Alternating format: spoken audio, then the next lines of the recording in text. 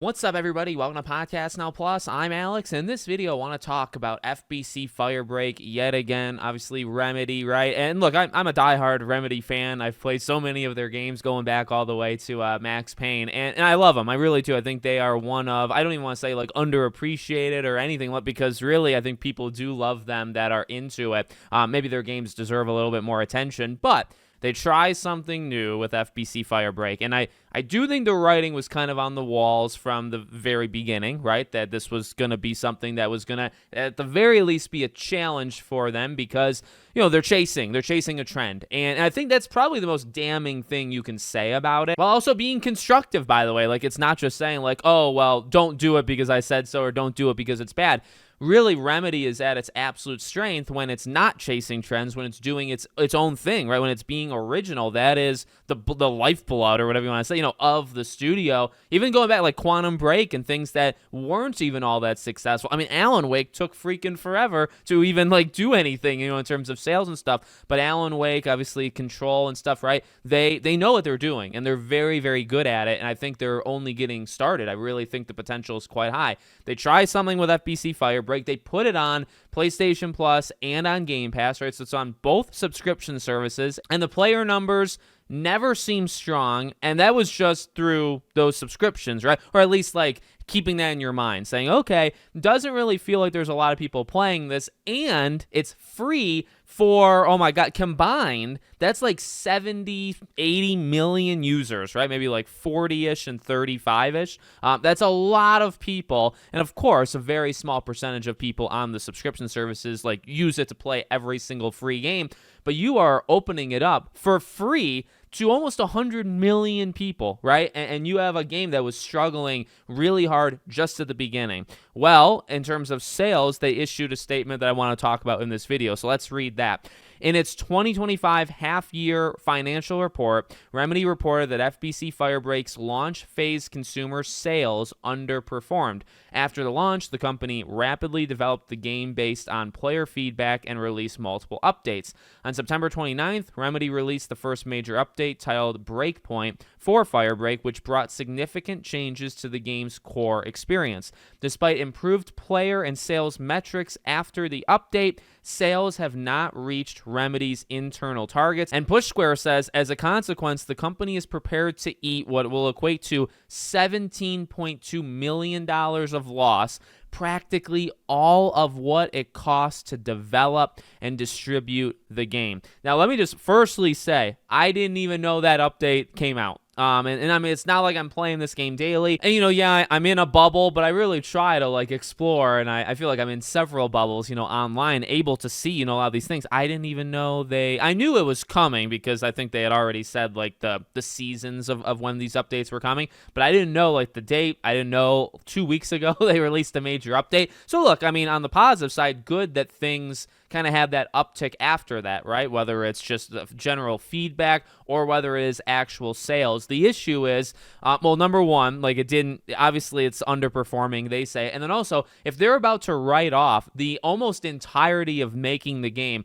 you have failed massively, right? And it makes me question. I always say this, and I'm going to continue to say it until I get an answer one day. I don't understand how the contracts with these services work, right? So if you're developing a game, right? So say this game for $20 million, right? And then PlayStation and Xbox come to you, or you come to them and you say, we want the game on these services, or they come to you and they say, we want the game on the services.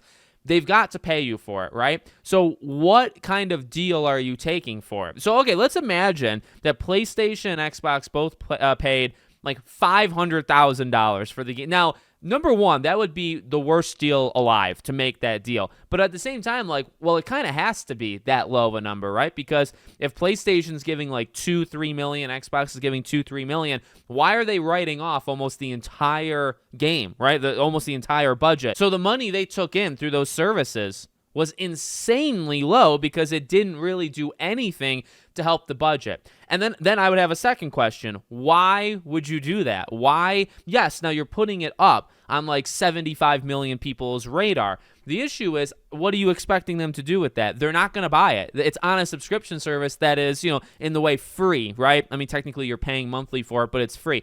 why would they then go and buy the game? Yes, there are some people that do that. The goal, of course, is to play it on one of these services and say, hey, I like it so much that I'm going to buy it. But the truth is that is such a small number, an insanely small number, and this is a very niche game, unbelievably niche. Also, that's the problem with chasing trends is they've always been kind of reliant on a certain group of people, by the way, right?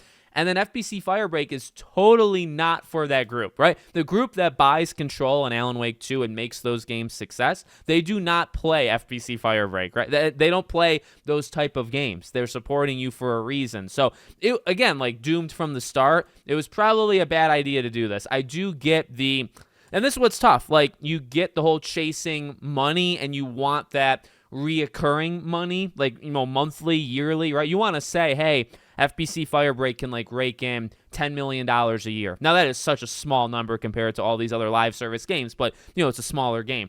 You want to be able to say that. The issue is it doesn't work, because it's not for you. It's not for your consumer base. You put it on both free services, so you are unbelievably limiting the amount of people that would buy your game. You're limiting it to people that wouldn't play it on those services. And why? And that is such. I would not be surprised if this game sold under. I was gonna say 100,000. I wouldn't be surprised if this game sold less than like 50,000 copies, which would be like terrible. And obviously, I don't know those numbers, but I imagine, like, again, if you have to eliminate the entire budget for your game, you sold next to nothing. And also the deals you made with those subscription services netted you next to nothing. And I just don't get that for subscription services. If you're going to put it on there, and especially if they're coming to you, why would you be settling for something that's so, it would be high. It would have to be, if you're putting it on both of them, I would honestly assume that you would want almost the money that you think that it would sell, period, right? Because it's like, all right, well,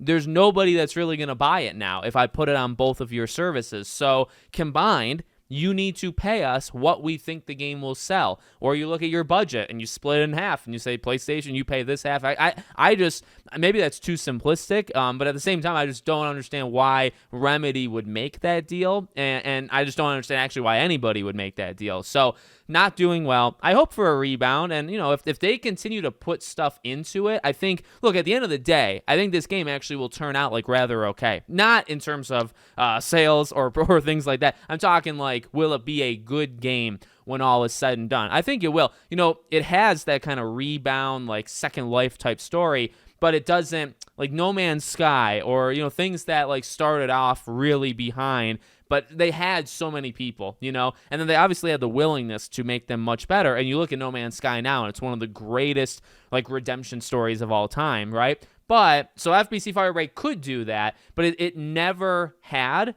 and it never will have the player base. And that's the big issue is they can fix it all day. They can make it what would maybe turn out to be a great game. It will still not do anything in terms of that sales type thing. And that does suck. But, at least what I played at launch, it wasn't even there yet. It needed a lot more work, and maybe this first update did a lot to it. And again, based off people, I guess it did. Probably needs more, and then you have to ask yourself if it does anything at the end of the day anyway, right? So let me know what you guys think. Make sure, as always, you're subscribed to the channel, bell icon turned on, and I hope to see you all on the next one.